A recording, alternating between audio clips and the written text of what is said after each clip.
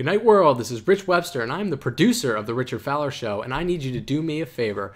Click that subscribe button at the bottom of the screen and join Fowler Nation, and follow us on Twitter at Fowler Show. Here's a story for you. Cop becomes impatient while waiting in a McDonald's drive-thru lane and pulls a gun on a teen customer. Scott Biumi, a detective sergeant with the DeKalb Police Department, was in this drive-thru lane of a local McDonald's last week when he reportedly became impatient with the truck in front of him and decided to confront the driver. After pulling his Chevy Impala ahead of the truck, Biumi allegedly stepped out of the car and began hurling expletives at the other driver, 18-year-old Ryan Mash. According to the official police report, he then pulled out his gun, pointing it at his head, and shouted, "You don't know who you're effing with." He then holstered the weapon, re-entered his vehicle, and took off.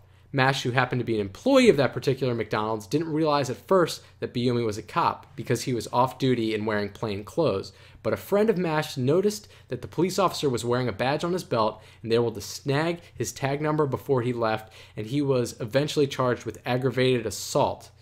This is a problem that is symptomatic of the abuse of police officers, where they are using their influence to go above the law and not practice what they preach. So one thing that I see in DC all the time, and I actually just saw today, was a police officer driving down the street next to me. And of course in DC we have a no phone while you're driving law and a no texting while you're driving law.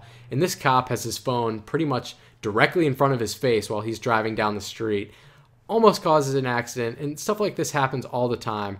And, you know, don't get me wrong, fast food lines can suck, and you feel like sometimes, you know, the person in front of you wanted to order 20 McNuggets and 20 hamburgers, but that is not the correct response, and I'm glad that he was reprimanded and charged with aggravated assault.